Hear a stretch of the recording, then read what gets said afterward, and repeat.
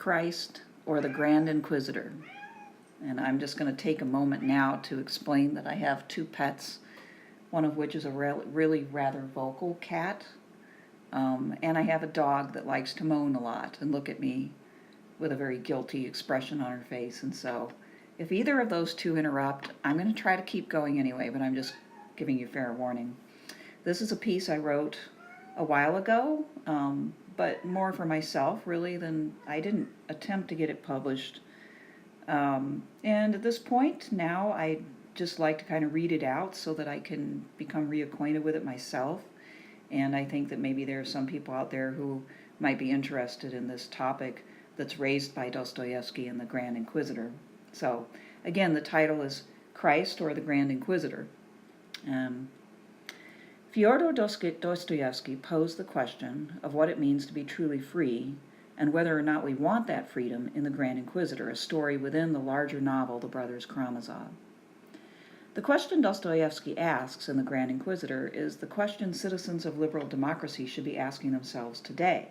Can we break free from slavery to our passions? Or, to put it another way, is humanity truly capable of free will, free moral choice, and the responsibility these entail? Socrates would exhort us to choose our reason to dominate our passions. Dostoevsky believes that for modern man, the choice is between belief in a supreme being and belief in the supreme power of temporal authority. For both, the results of this choice are nothing less than either freedom or slavery. Dostoevsky was a socialist in his youth, and in 1849 he was arrested by Russia's Tsarist government for subversion.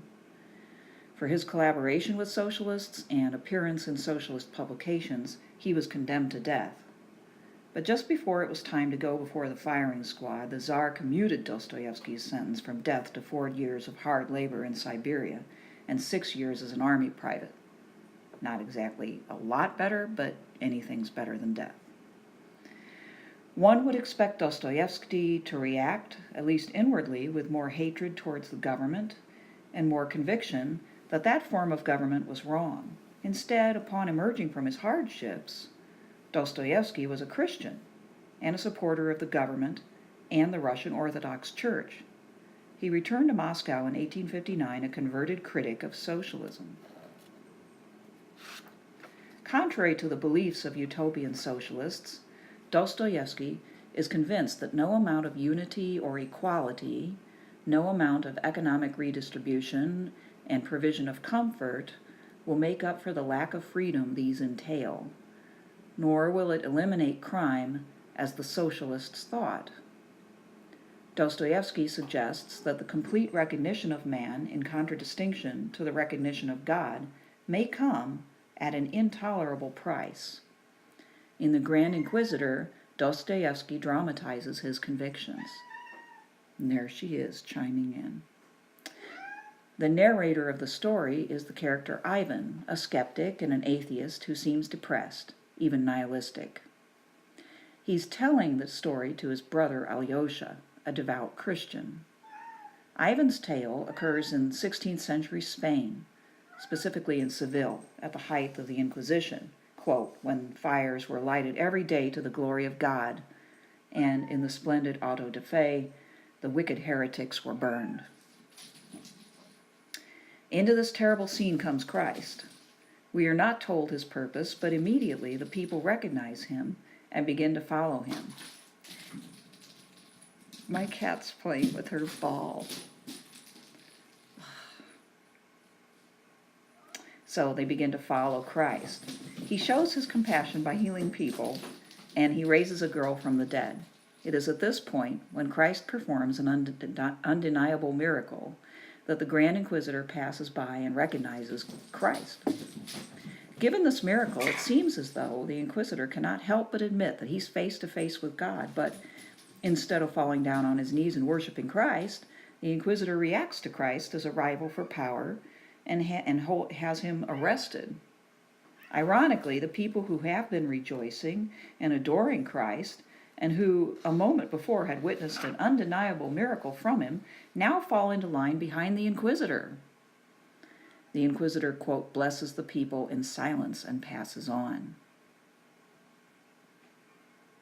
How easy it seems for these people to acquiesce to an earthly authority, forsaking their belief in, and now knowledge of, a higher being.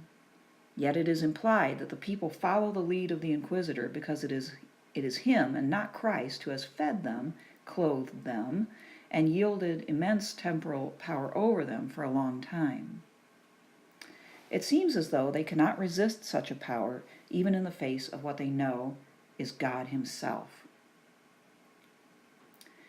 The story removes to a cell in which Christ is held. The Inquisitor visits Christ in prison. Christ is silent throughout, and we must guess at what he thinks. The Inquisitor claims that Christ cannot reveal anything that he has not already revealed because that would be to take away human freedom, and freedom of will is the one thing the Inquisitor knows Christ wants people to have. Christ wishes to be loved voluntarily, but if he were to reign permanently on earth, displaying his vast power at every turn, men would have little choice except to obey him and be good. Nothing would be left to faith, and the love of God would not be genuine love. It would be coerced respect. Hence the Inquisitor rightly identifies Christ as the exponent and symbol of moral freedom, the freedom to choose right or wrong. The Inquisitor, however, is not concerned with moral freedom. Indeed, he claims that Christ was wrong to think that freedom to choose is what people wanted. No, freedom to choose, to determine right and wrong, is an incredible burden on people and has done nothing but make them miserable. Hence it was necessary to correct Christ's work, to remove this cruel burden of freedom from the backs of the people. The Inquisitor claims that it is the Church which has corrected Christ's work. The people have given up the freedom that Christ gave them and have placed that freedom in the hands of the Church. Next, the Inquisitor castigates Christ by recalling the biblical scene of Christ in the wilderness, tempted 3 times by Satan. In the case of each temptation, the Inquisitor claims that the Church wisely took Satan up on his offer, while Christ stupidly and cruelly for mankind rejected the offer in the name of some amorphous freedom.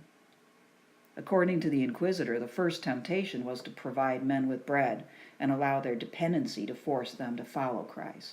If Christ had used this very powerful tool of power, bread, or the material means of sustenance, he would have had great earthly power and could have made people very happy indeed.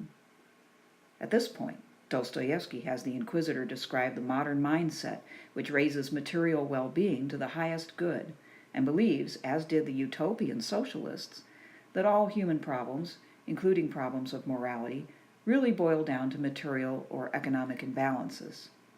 Quote, "Dost thou know that the ages will pass and humanity will proclaim by the lips of their sages that there is no crime and therefore no sin, there is only hunger." End quote. This statement perfectly describes the modern attitude towards crime and sin. It reflects the conviction that man's material circumstances produce his behavior, or that his environment is the determining factor in his actions. The modern materialistic solution is to change the environment, the material circumstances surrounding a man, and then it is expected that the man himself will change. There is nothing inherently evil or good about human beings in this view. Rather, they are entirely innocent, since they really have no freedom of choice in their behavior. They are determined by their circumstances and do not really enjoy free will. And I might add here that along with the materialistic point of view, this fits very well with the psychological point of view, which basically says that all misbehavior, misdeeds, wrongdoing, aberrant behavior is either okay or it's the product of a psychological imbalance, which we now think is a product of a biological problem or a physical problem that can be corrected with medication. Sometimes those things exist, but in our world today it does seem like pretty much we psychologize a lot of problems.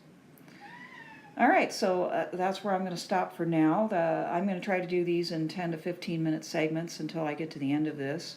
So this is the first part of Christ or the Grand Inquisitor. And the second one, hopefully I'll get done soon.